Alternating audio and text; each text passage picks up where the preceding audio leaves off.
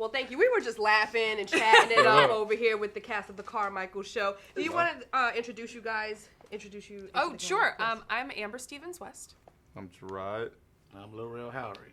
Of course, but we know this because we watch you guys. You're our new favorite family on NBC, and it's so fun, you guys. Season 3. Yes, we're here finally. Yes. Yeah. It's been a long journey because no TV show just comes out and is just like super, successful. You guys have traveled along with this, so tell me about from the start to like getting to this point right now.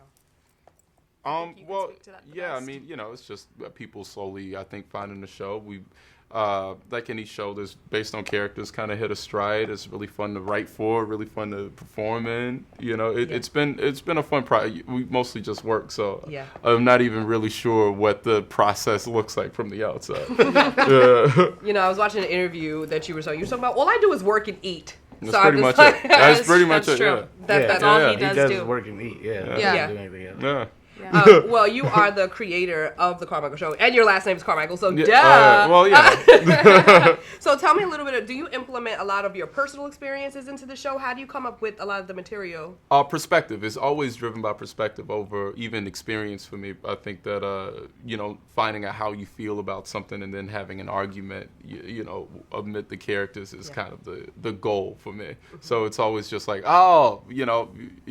whether you talk to someone, getting some type of disagreement or whatever, it's just I usually bring that to the show.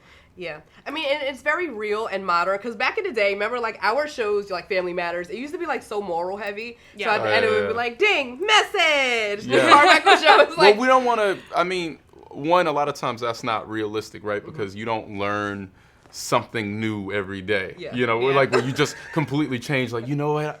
You were right. I was wrong. Like, that's so unbelievable. Like, that's not how a human being has an emotional turn. So we try and stay closer to the pocket of reality. Yeah. And then, sometimes life just stops, and then it starts back on another topic. Especially not black families, because we don't talk about anything, do we? We be like, it's fine. And then next we see the on, we be like...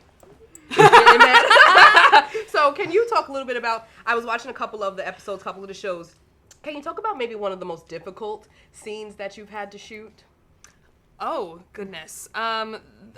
Difficult, I guess it depends on what you mean by difficult.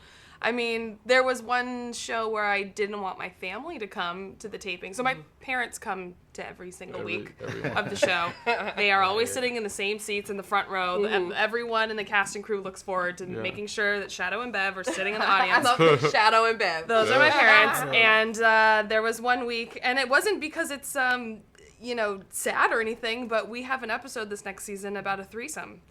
And that was the one where I was like, Dad, please don't come this week. I don't want you sitting in the front row when I have to, get into this little world. So, into this little world. That's little, yeah. Little world. Well, I can imagine that being embarrassing, because, girls and their fathers, I was like, I'm like, no, this Daddy! one out. And No. I told him about it. I was like, this is what it's about. But, you don't need to sit front row. And he's like, I get it. And he was respectful. I'm about to say, does he ever get mad when he can't sit front row? Other than that, he's mostly been there. He has not missed one other show ever.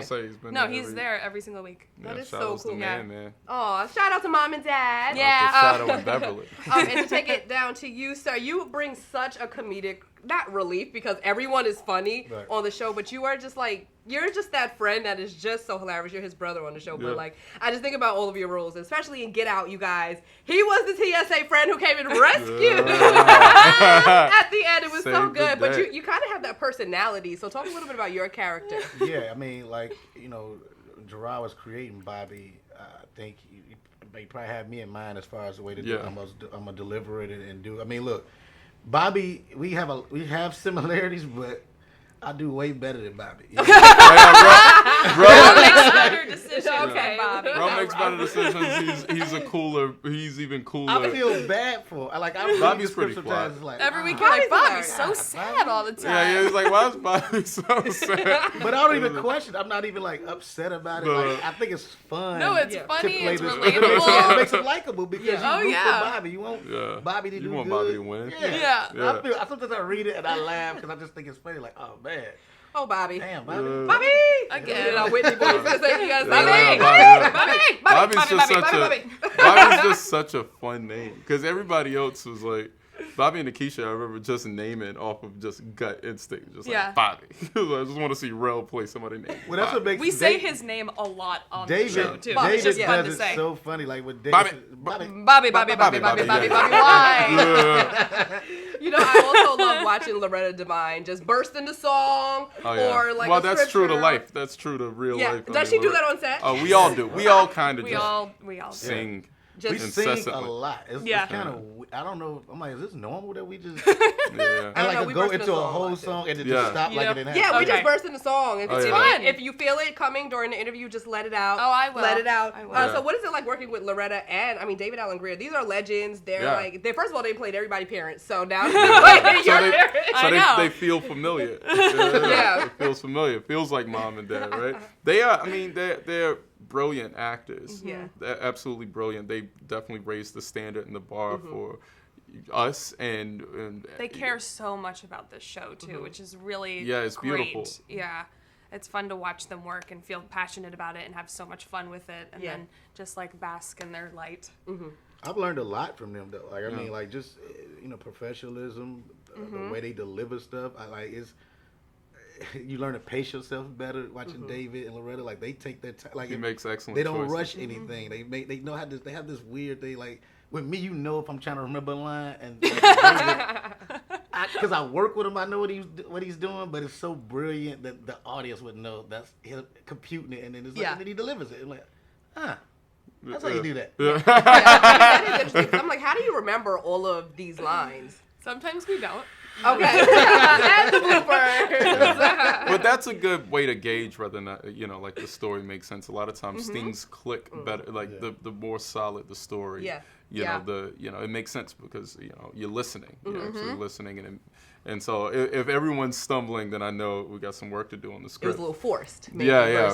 Maybe the like perspective isn't the clear. dialogue's not going back and forth as evenly. Because you can remember your next line if you know what the argument that comes before. Because you're like, oh, I know exactly what my rebuttal is. This is how you respond. Exactly. This is how I would respond. But that's something David says in our prayer before each show is to make sure we listen to each other. And I think that is key. I think that's why our chemistry is so good is that, we legitimately listen to each other and like, I mean, sometimes it's hard because you guys know what's coming, and then like look at you or Jerrod. It's like, oh, come on, man, would y'all stop laughing? No, I just don't look David in the eye ever. So if you watch the show, you'll notice that my eye line's never directly into his eyes because I will laugh. Yeah. He has the funniest facial reactions to everything.